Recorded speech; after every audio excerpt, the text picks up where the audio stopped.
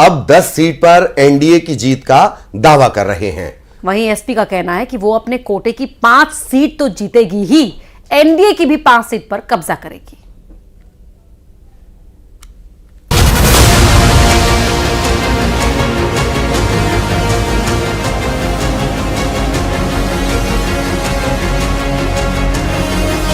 दिल्ली में बीजेपी की high level meeting के बाद बीजेपी ने उपचुनाव को लेकर प्रत्याशी चयन का फॉर्मूला सेट कर लिया है।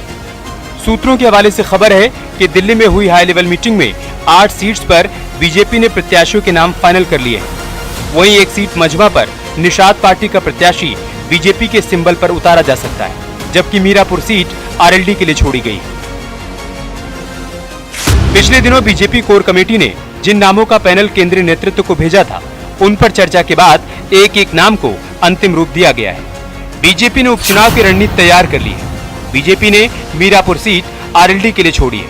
वहीं मझवा सीट पर बीजेपी के सिंबल पर निषाद पार्टी का प्रत्याशी चुनाव लड़ेगा।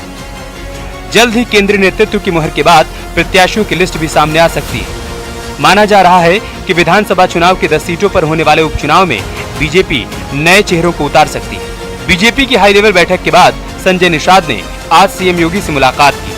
हालांकि संजय निषाद जहां 2 सीट की डिमांड कर रहे थे, तो वहीं अब उनके सुर बदले हुए। उनका कहना है कि सभी 10 सीटों पर एनडीए के उम्मीदवारों की जीत होगी।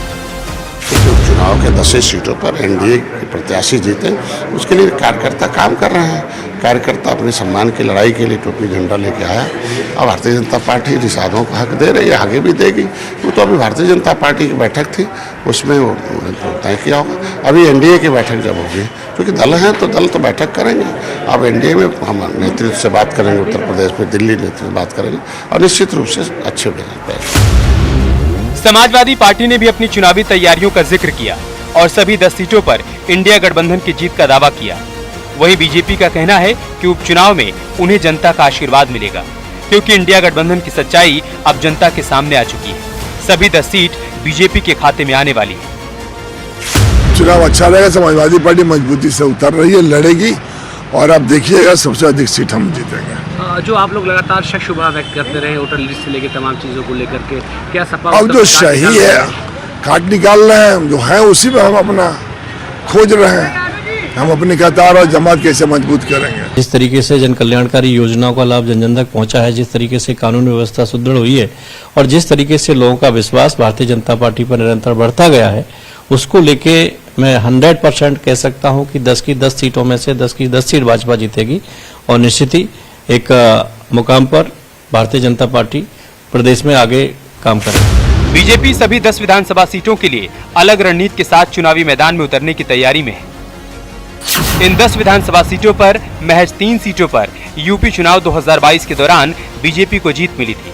वहीं एक सीट गठबंधन के सहयोगी निषाद पार्टी और एक सीट लोकसभा चुनाव के दौरान गठबंधन से जुड़े राष्ट्रीय लोक दल की है। बाकी बची 5 सीटों पर एसपी का कब्जा है।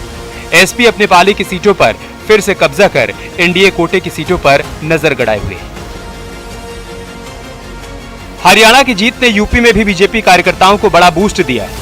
पार्टी अब हरियाणा वाली रणनीति को प्रदेश के चुनावी मैदान में आजमाती हुई दिखाई दे रही है। बीजेपी के तमाम नेता अपने पक्ष में माहौल बनाने की कोशिश कर रहे हैं। सीएम योगी और उनकी टीम सभी सीटों पर कमल खिलाने की कोशिश में दिखाई दे रही है। ऐसे में उम्मीदवारों के नाम का ऐलान काफी सोच समझ कर किए जाने की बात कही जा रही है।